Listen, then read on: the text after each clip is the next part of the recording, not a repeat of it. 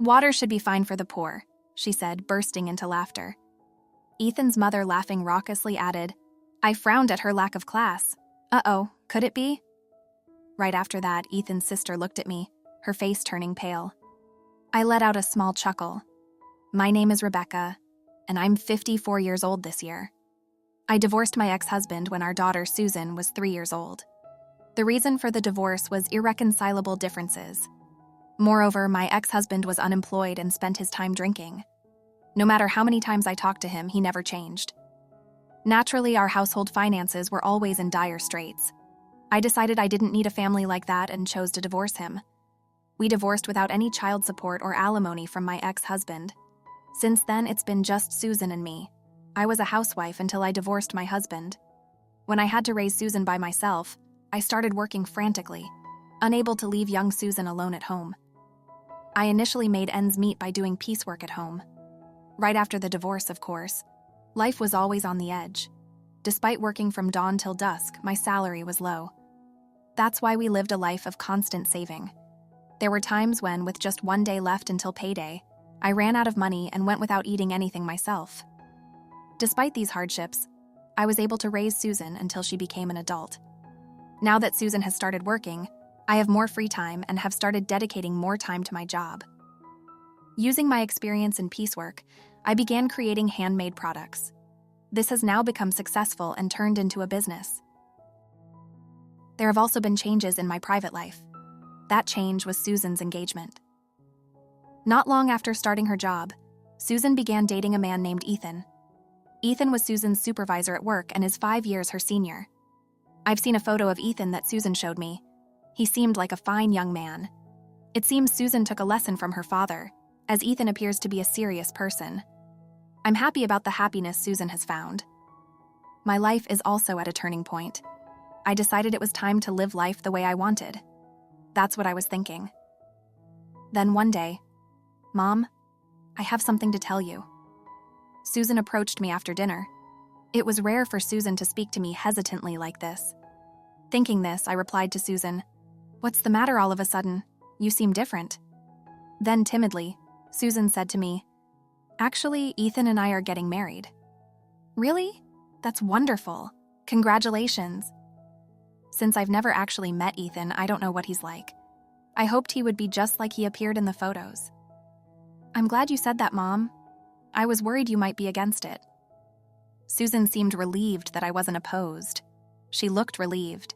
And then Susan suggested to me, So I was hoping you could meet Ethan this coming weekend. It seems Susan wanted me to meet Ethan before they got married. Being the serious person Susan is, she probably wanted to show me her fiancé Ethan to put my mind at ease. I nodded firmly at Susan. Understood. I'll meet Ethan. I want to know what kind of person he is, Mom, Susan said, looking happy. And so it was arranged for Ethan and me to meet on Sunday of the weekend. I was waiting at home for Susan and him. It was just before 11 o'clock. It wouldn't be long before Susan brought Ethan over. At that moment, the doorbell rang. Yes? When I opened the door, Susan and Ethan were standing there. Nice to meet you, I'm Ethan, Susan's fiancé, Ethan greeted me. I was a bit relieved at Ethan's politeness. Susan is my precious daughter. I'm glad her partner turned out to be a decent person. Likewise, please come in, I said, inviting them into the house. Ethan felt like a fine young man. Even after entering the house, he brought famous brand sweets that you'd find in department stores as a gift. He happily shared the story of how he and Susan met. Ethan, stop it! You're embarrassing me, Susan said, blushing and speaking to Ethan. Susan's demeanor felt fresh to me. However, the pleasant atmosphere changed in an instant. By the way, is your father at work today? Ethan asked, looking around. His face seemed puzzled. I was taken aback by Ethan's question. Glancing at Susan, I noticed her complexion was a bit off. She must have kept it a secret from Ethan that we were a single-parent family. Honestly, it was wrong of Susan to keep it a secret. In old-fashioned households, single-parent families often face prejudice. I braced myself to explain the situation to Ethan. Susan might not have mentioned it, but actually, I'm divorced from my husband and it's just been the two of us, I said. Then Ethan's face, which had been smiling until then, went expressionless for a moment. What's wrong? I asked Ethan, feeling anxious. Maybe it was a mistake for me to be the one to tell him, I thought. But in the next moment, Ethan was already smiling again. "It's nothing, please don't worry about it," he said, smiling. "Is that so?" I said, tilting my head, confused by the change in Ethan's expression. I couldn't ask for anything more after that. The marriage proceeded smoothly. Susan seems to be enjoying the wedding preparations, saying things like, "What kind of dress should I choose, Mom? What dress do you think would be good?" "Well, I think your favorite would be nice," I replied, but I was somewhat distracted. I couldn't forget Ethan's expression from that day, the moment his face went blank. His family may have strict views on single-parent households, so I asked Susan, "What did Ethan say on the way home that day about us being a single-parent family?" "Ethan may be facing opposition to the marriage from his family." When I asked, Susan replied puzzled, "He didn't say anything special, Mom. Are you worrying too much?" Since Susan said that, I couldn't ask anymore. However, my bad feeling turned out to be true. It happened one night. "Mom." As soon as Susan came home, she called my name. Her expression was quite dark, and I was surprised and asked her, "Susan, why such a gloomy face? Did something happen?" Even when I asked, Susan remained silent. It was unusual for the optimistic Susan to look so troubled. After a while, she started to speak, though it seemed difficult for her to say. "It seems Ethan's family is not happy with our marriage," Susan said with a sad face. "Why?" "Because we're a single-parent family," they said. "Ethan might struggle because we are poor and a single-parent family." "That's an awful thing to say," I said. "It would be quite painful to hear such things from the in-laws." I asked Susan seriously, "Did Ethan's mother say that?" Susan nodded silently. I was outraged by the event. "I don't want us to be judged as poor just because we're a single-parent family. We've had our struggles, but now we live a decent life. I've worked as hard as any man." Then Susan said something unbelievable. "Ethan's sister also said a lot of things like..." I asked Susan. "She said we're both just after Ethan's money, that there's no way they could become family with people like us?" Susan replied, looking disheartened, her face looking very lonely. Surely hearing those words directly must have hurt Susan a lot. "It's appalling that they would say such terrible things about me, even though they haven't met me. I can't believe Ethan's..." "What did Ethan say at that time?" I asked Susan. And I remembered Ethan's face when he came to our house the other day. Maybe his expressionless face was because he imagined his family's reaction. It seems his family has quite a prejudice against single-parent households. I became worried about what lies ahead. Then Susan said, "Ethan defended me. After all, I work at the same company as Ethan, so it's absurd to think I'd ask him for money." I was relieved to hear that. If Ethan is on Susan's side, that's reassuring. I found myself murmuring those words. If Ethan had not defended Susan and sided with his family instead, I would have been worried about Susan's future. She would likely continue to face snide remarks from her in-laws and feel marginalized. However, if Ethan stands by Susan, things might be a bit better. A few days later, Susan proposed a meeting with Ethan's family. "Mom, I want to have a face-to-face meeting with Ethan's family before the wedding. I'm sorry to ask, but it seems the proposal came from Ethan's mother. Your mother should greet her future in-laws at least once. She has that much common sense, right?" she was told. We couldn't refuse. "I'm sorry," Susan apologized, considering my feelings. "I'll meet with Ethan's family for Susan's marriage greetings. Honestly, I'm not sure what to expect. I don't want to go, but it seems proper to do so." "It's okay." I gave my consent on the day of the marriage greeting. I went to a restaurant near Ethan's family home with Susan. The reason for choosing a restaurant was explained by Susan. "As told by Ethan's mother, we can't invite you home without being officially married. There's a fancy restaurant nearby that should suffice, right?" The restaurant chosen by Ethan's mother was an upscale one, costing $300 per person for a meal. I occasionally go there for business, but rarely in my personal life. I was puzzled by Ethan's mother's choice of restaurant. When Susan first greeted Ethan's family, his mother had chosen a nearby cafe. Moreover, Susan ended up paying for Ethan's mother's tea. According to her, "It's natural since you're joining our family." However, Ethan reimbursed the tea costs later. Why is Ethan's mother so condescending, even though we're the ones being invited for the marriage greeting? I couldn't help but frown. However, if I, as Susan's mother, refuse, it's Susan who will be blamed for being rude. After the marriage, Susan might feel even more out of place. That's a problem, so I reluctantly accepted the proposal. I applied light makeup and headed to the restaurant. I usually wear full makeup for work, but I thought it best to keep it understated today. I also chose plainer clothes than usual. Wearing flashy clothes might lead people to think you're a big spender, especially among in-laws. Given the rumors that I'm after Ethan's money, it would be wise to dress modestly. With that in mind, Susan and I entered the fancy restaurant and were escorted by the staff to a private room. Enjoying the story so far? Show your support by liking and subscribing to our channel. Now let's dive back into the story. We found Ethan and his family waiting inside. Susan, Susan's mother, thank you so much for coming today. Ethan greeted us politely. Thank you for the invite, I replied to Ethan, expressing my gratitude. Then I faced Ethan's parents and sister. They were smirking at Susan and me with a condescending look. It was clear at a glance that we were not welcomed by Ethan's family. I greeted them with caution, strengthening my guard. Thank you for sparing your precious time today. My name is Rebecca, Susan's mother. I look forward to getting to know you, I said. Then Ethan's mother smirked and said, I don't particularly feel like looking forward to it, Mom. Ethan admonished his mother, but she was unfazed. After all, being from a single-parent family is problematic, isn't it? You must be struggling with money. Even your clothes are so plain.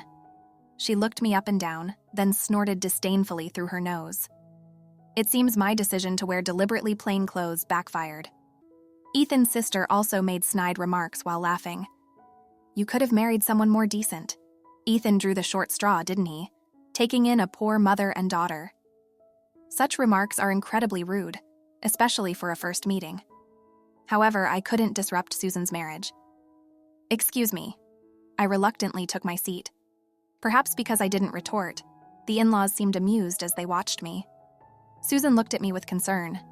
Ethan seemed a bit angry at his family's lack of manners, his brow furrowed. Oblivious to this, his mother was in high spirits.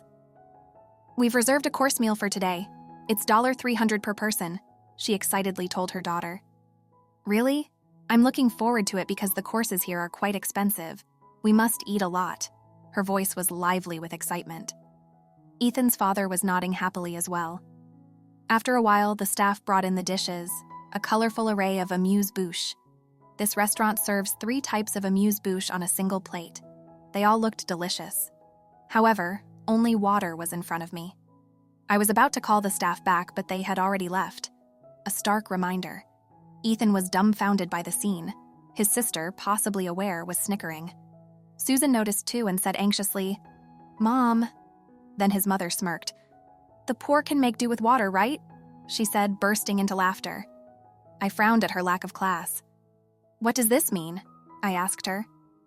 The in-laws had chosen this restaurant and invited us, yet they had no intention of hosting us properly. I was inwardly very irritated. She glanced at me and then laughed happily. She didn't seem to care that I was upset. She seemed to be enjoying it.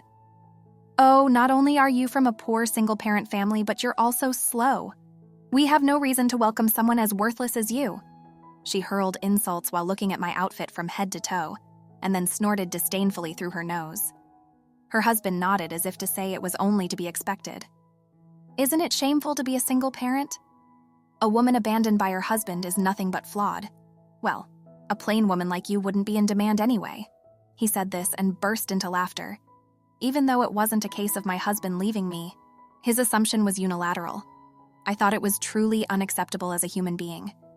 The sister was laughing merrily as well, saying, I wouldn't want to end up like her, working for low wages even though you're a woman. It's pathetic to have given up on femininity. She looked down on me as she spoke. Mom, I'm sorry. Susan's face looked like she was about to cry. She must feel responsible for putting me in this difficult situation because of her. Susan was downcast. I had reached my limit of patience. I couldn't stay quiet after being looked down upon like this. It might be time to fight back. Enough already, ganging up and bad-mouthing Susan's mother. Aren't you ashamed as adults? Ethan shouted. I was surprised that Ethan stood up for me. Susan looked shocked as well. Ethan was red-faced and angry at his family. However, his family showed no remorse. His mother was still laughing joyfully, saying, There's no need to defend poor people. Why are you so angry? The father was nodding in agreement.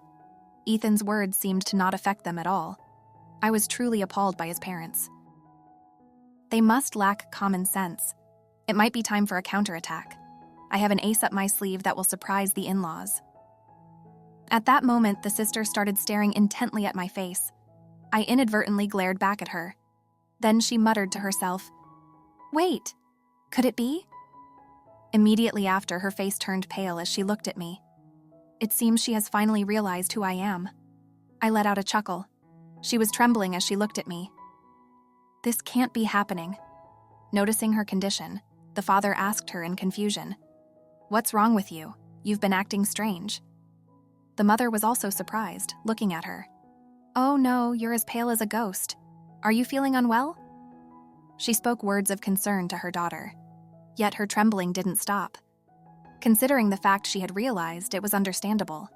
Then she quietly asked her father a question. "Dad, the company you work for is Harrison Handicrafts, right?" She looked intently at her father, seeking confirmation of the truth. Harrison Handicrafts is a small to medium-sized company with about 100 employees. The salary is less impressive compared to major companies. And I'm familiar with Harrison Handicrafts, the company Ethan's father works for, because it's related to my work. Laughing, he said, "What's with the sudden question? I may not look it, but I'm working hard as the head of the sales department." And he continued, "I even got you a job at our company through my connections. Be grateful." He laughed heartily after saying that. "Of course, that makes sense." She looked defeated and disheartened. Her father asked her, puzzled, "But why are you asking that? Are you trying to brag about working full-time because this poor woman is probably a temp worker?" He looked down on me with disdain. I vowed to myself that this man would pay for his words. Then she sighed lightly and started to speak. "Dad, don't you know who our company's clients are?" "Our company's clients?" he asked, puzzled. Ethan's mother had a blank expression on her face. It seemed she, being a full-time homemaker, couldn't quite grasp the situation. She began to explain, albeit with some difficulty. "I've met Susan's mom before inside the company. She was wearing heavier makeup at the time, so I didn't recognize her immediately." He seemed confused. "What do you mean inside the company?" "I remember the faces of all employees, including part-timers, but I don't recall such an old lady." I frowned at the insult of being called such an old lady. However, he seemed preoccupied with other concerns. Hearing the mention of inside the company, he appeared to be desperately trying to recall something. However, it's no surprise he doesn't remember me since we never spoke directly. As I thought this, she started to apologize. "Susan's mom, I'm truly sorry for everything." Seeing her behavior, the parents began to get agitated. "Why apologize? There's no need to say sorry to such a poor person," said the mother. "Exactly, don't you have any pride? Apologizing to a poor person like this?" he yelled at her. She glared fiercely at her parents. "Dad, Mom, Susan's mom is very wealthy, way more than Dad." "What did you say?" He glared at her. He probably never expected his daughter to say something like that. Her mother also shrieked hysterically at her words. "How could you say such a thing?" she said in a resigned tone. "Because Susan's mom is a president. I've served her tea in the company's reception room, you know." At that name, he froze, and then he slowly turned his head towards me with a creaking sound. I intentionally chuckled. His face turned pale. "Greenbags, isn't that the brand President Harrison finally managed to collaborate with?" Then Ethan's mother screamed, "Greenbags! That's the brand with stores and department stores, right? Even my bag is from there." She kept glancing at her bag multiple times when we entered the private room of this restaurant. A familiar bag caught my eye. She was holding that bag carefully under her chair. Though it's against etiquette in a high-end restaurant, it must be her favorite bag. I chuckled softly and informed her, "That's a magazine freebie, isn't it? I'm honored that you're using my brand for it." Her face turned bright red. She then looked down, seemingly embarrassed. She must be feeling ashamed that her bag was revealed to be a magazine freebie. I quickly pulled out my business card from my card holder. "I am Rebecca Green, the representative of Greenbags." The parents stared at the business card intently. "I can't believe she was the president." He was trembling as he looked at the business card. His wife also looked incredulous. I spoke to the two of them, who were silently gazing at the business card. It seems a collaboration with Harrison Handicrafts is no longer possible. What a shame. At that, his face showed a startled expression.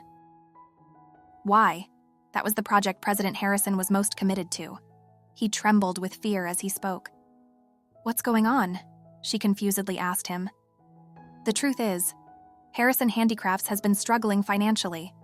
The number of people engaging in handicrafts has been declining compared to the past. When I was young, my mother would sew everything by hand. But now cheap, mass-produced items are widely available, likely a sign of the times. Harrison Handicrafts, greatly affected by this trend, has seen its sales decrease year by year. When President Harrison proposed the collaboration, he mentioned it as a last resort to revive the company. However, I have collaborated with numerous well-known brands. Honestly, I wasn't very interested in collaborating with a small to medium-sized company like Harrison Handicrafts. Initially, I declined President Harrison's proposal, but eventually, his passion won me over, and I agreed. We decided to produce bags in collaboration with Harrison Handicrafts, but that's all in the past now. He was trembling. He must be terrified of what might happen next. Ignoring his trembling, I quietly said, "There isn't much benefit in collaborating with Harrison Handicrafts. I was just swayed by President Harrison's passion." However, his employee, who looked down on Susan, stared coldly at him. He was sweating under my gaze. Then suddenly, he deeply apologized to me. While she was puzzled by his deep apology, he desperately sought my forgiveness. Susan and Ethan were also surprised by his deep apology. "I'm truly sorry." He apologized deeply multiple times. He seemed unconcerned about his dignity. From my perspective, his profuse apologies did not affect me. Apologizing so deeply only after understanding my position seemed like an act to protect himself. I don't believe there was any genuine remorse in his apology. I spoke with an icy, cold voice. "An apology now after all the disdain you've shown toward Susan and me. To think an apology would suffice after all this. His mindset is truly naive." Realizing his apologies wouldn't change the situation, he quickly stood up. "It was all just for show," she puzzled, said to me. "We're going to be family, so you can forgive us, right?" She smiled flippantly as she said this. Then, without pausing, she continued, "I'm a big fan of green bags. Since we're family, I can get some products for free, right?" She looked at me expectantly. I was so appalled I couldn't respond. "Mom, that's too convenient," Ethan commented with a grimace. That statement was beyond unreasonable. Yet she, not understanding, became sullen. "Why not? There must be plenty of stock, right? It wouldn't hurt to give away a few." Both her husband and daughter looked on in disbelief. I told her flatly, "Our products are not to be given away for free. After all, you are still strangers to us." She looked frustrated at my words. "But Susan and Ethan are getting married, right? That makes us family. You should be providing financial support as a family. You're a president, after all," she said nonchalantly after repeatedly calling us poor. She still had this attitude. It seems she has not reflected at all. Finally, Ethan lost his temper at her attitude. "Mom, you changed your attitude just because you found out she's a president. Aren't you ashamed?" Ethan, his face flushed with anger, rebuked his mother. However, she just laughed it off, unbothered. "It's fine. Presidents have money to spare, right? Share a little with us," I quietly told her. "Even if Susan and Ethan get married, I have no intention of associating with you." She approached me with a surprised look. "Don't say that. Once Ethan gets married, we'll be family anyway. Giving away a bag or two wouldn't hurt." I was truly irritated by her. As I was contemplating how to respond, Ethan stepped between me and her. "Ethan," I asked, and he made a troubled face. "I knew you were the president. I kept silent because I was sure my parents would trouble you if they found out." His father looked regretful at Ethan's confession. "You knew? If you had told me, you would have acted like Mom, right?" Ethan looked at his father with a cold gaze. "What kind of attitude is that towards your parents? Keep this up and you'll be disowned," he shouted at Ethan. Susan was flustered by the exchange. Ethan sighed and declared, "I'd rather be disowned. I'm cutting ties with you too." "Why would you say that after we've done so much to raise you?" She spoke to Ethan, clearly upset. Both his father and sister were stunned, staring at Ethan. They likely never imagined he would speak of severing ties. "I want to cherish Susan from now on. I don't need a family that disregards Susan and her mother." Ethan, his mother, broke down crying on the spot. His father and sister were dumbfounded. Being disowned by their son, whom they had doted on, must have been incredibly hard for them. But it was a result of their actions, starting with his mother. "Please live with regret for the rest of your life," I chuckled and added my comment. Susan then joined in. "We won't even inform you if we have children," she stated firmly to her in-laws. "Not being able to meet my grandchildren, please spare us that." Her cry of agony filled the room. Amidst this, Ethan quietly added, "We're done being a family." At his words, his father and sister seemed to want to plead with us, their faces tearful. Ignoring them, Susan, Ethan, and I left the restaurant. Later, I heard that Ethan's father and sister were fired from their company the day after the incident at the restaurant. I told President Harrison that I wanted to cancel our collaboration. Despite his many attempts to persuade me, I refused. I cannot collaborate with a company that is capable of disregarding people like that. Although I sympathized with President Harrison's desire to save his company, I couldn't cooperate with a company that employed people like Ethan's family. I explained the situation to President Harrison. He was furious. It turns out President Harrison has a daughter about Susan's age and couldn't forgive Ethan's family's actions. The collaboration with me was crucial for Harrison Handicrafts.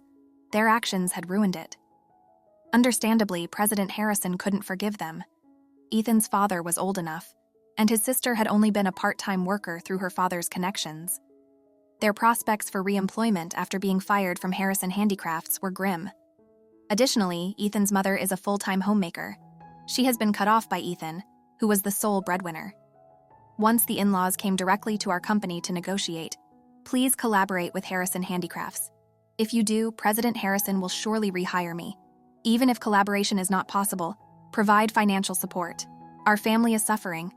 Isn't helping each other what family does?" They pleaded desperately. After all the times they treated people as poor, to now claim family was laughable. I firmly told them, "Neither collaboration nor financial support is possible. Ethan has also cut ties with you, hasn't he? Please leave now." But the parents wouldn't leave. They tried to cling to me somehow. I firmly reiterated to the parents, "Do not appear in front of me ever again. If I see you again, I will call the police." Perhaps because I mentioned the police, the father said, "Please, anything but the police. We won't come again," and took his wife away. Their clothes were dirty. They were likely not living well. These were the people who had once scorned others as poor. It was nothing but poetic justice. As for Ethan's sister, I heard she became completely reclusive. She's struggling to find a job, and it doesn't seem like she'll be getting married anytime soon. She barely leaves her room. Pessimistic about what lies ahead, her prospects seem bleak. 3 years have passed since then. Now I live with Susan and Ethan. Ideally, as newlyweds, they should be living on their own. However, Ethan suggested we live together, saying, "I think it's safer for Susan to be with her mother in case of emergencies." Ethan often does the housework with Susan on my behalf since I'm busy with work. I'm truly grateful. A significant change has occurred in our lives. One day, Susan approached me with a serious look. "Mom, worried something might have happened to her." I grew anxious. But then Susan smiled. "It looks like I'm going to be a mother." Susan happily stroked her belly. "That's wonderful, Susan. Congratulations." Feeling joyful, I hugged Susan. Besides Susan and me, Ethan was smiling happily. I know we will face many challenges ahead, but I'm confident we can overcome them together. I'm also looking forward to meeting my grandchild, imagining our happy future. A smile naturally spread across my face. Thanks for watching. How did you find the story? Let me know in the comments below. Don't forget to like this video and subscribe to our channel for more awesome stories like this. Your feedback and support mean a lot.